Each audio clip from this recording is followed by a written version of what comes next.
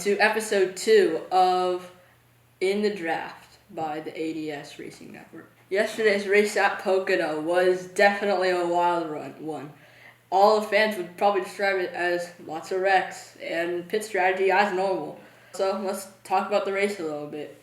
Obviously, the whole weekend really was filled with wrecks on Sunday. We saw the Truck Series where there was somewhat 9 cautions. Also in the Xfinity Series with 9 cautions. The Cup Series obviously started off with that rain delay. Once we got back going early on in the race, Michael McDowell cut down a tire and slammed the outside wall. Christopher Bell, who was looking really, really good yesterday, made contact with someone and just rear-ended himself into the wall. Stage 1 was also filled with the pit strategy to set the drivers up for the end of the race. Stage 2. The biggest moment of Stage 2 was when Ryan Blaney turned Kyle Busch when Kyle was running in 5th place. Kyle had a really good run going, and he had a really strong car. And they're both trying to get past the lap car, and Blaney just drove it into too deep under Kyle Busch and ended up wrecking Kyle. And also ending Blaney's day with some right front damage. Stage 3 filled with a lot of hit stop strategy. We saw many different strategies. Kevin Harvick had a different strategy today. Denny Hamlin also ran a different strategy as Hamlin and Harvick came in at 2 separate times. Kevin Harvick came in earlier than Denny Hamlin did. Denny Hamlin elected to stay out a lot of Stage 3 and wait until the very end so he could pit.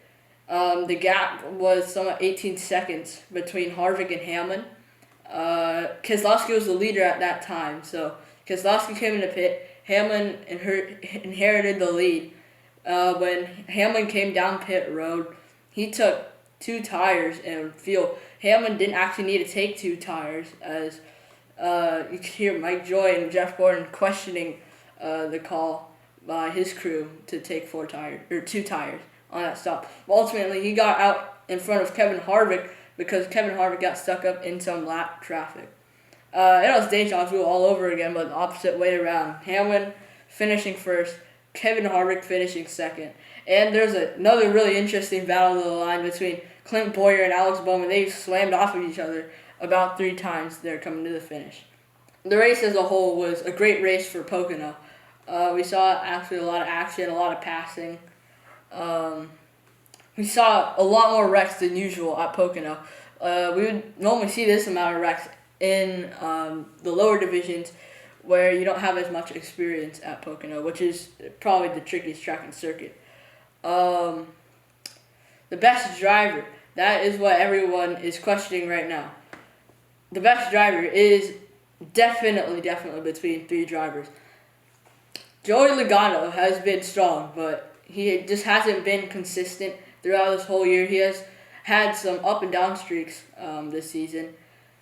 Brad Keselowski's gotten 2 wins, but those were just from being at the right place at the right time.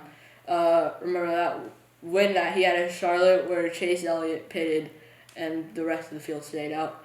And then at Bristol, where Chase Elliott again got into his teammate Joey Logano and put both of them into the outside wall, and Brad Keselowski took that one too. So he's got 2 wins on the season. Him and Logano have been really strong. The other Penske Ford, Ryan Blaney, he's also been really consistent and strong. He's strung together a string of top 5s, I think, through these past few races. Obviously, that insane photo finish at Talladega between him and Ricky Stenhouse Jr., where Eric Almirola crossed the line 3rd backwards. Blaney has definitely been up in that conversation, but the wins just haven't been coming for him. And Kevin Harvick and the 11 of Denny Hamlin. Those are the 2 drivers that I think are definitely the strongest. Kevin Harvick had that crazy string of top 10 finishes to begin the year. Denny Hamlin obviously has the most wins with 4 over Kevin Harvick, as him and Harvick pretty much have been the top contenders this whole year. Denny Hamlin won the Daytona 500. Kevin Harvick, his first win of the year actually came the first race back from the pandemic, which was at Darlington, which was a 500-mile race. But the driver I think who is the strongest right now, this is really close. Denny Hamlin's been getting those wins. He's been on fire lately. But if you look at the past few, if you look at the years that have passed, Denny Hamlin has just started up after 2018, where he came off that really, really cold streak.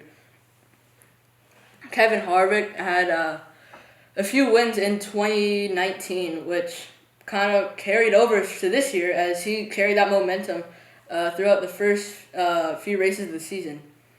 But the driver who is the strongest this year, in my opinion, is Denny Hamlin. Denny Hamlin has just shown strength in all of the races this year, except for a few, which was Martinsville, where he was pretty much stuck 2 laps down for the whole race. But even that race, Kevin Harvick struggled because it was a track position race.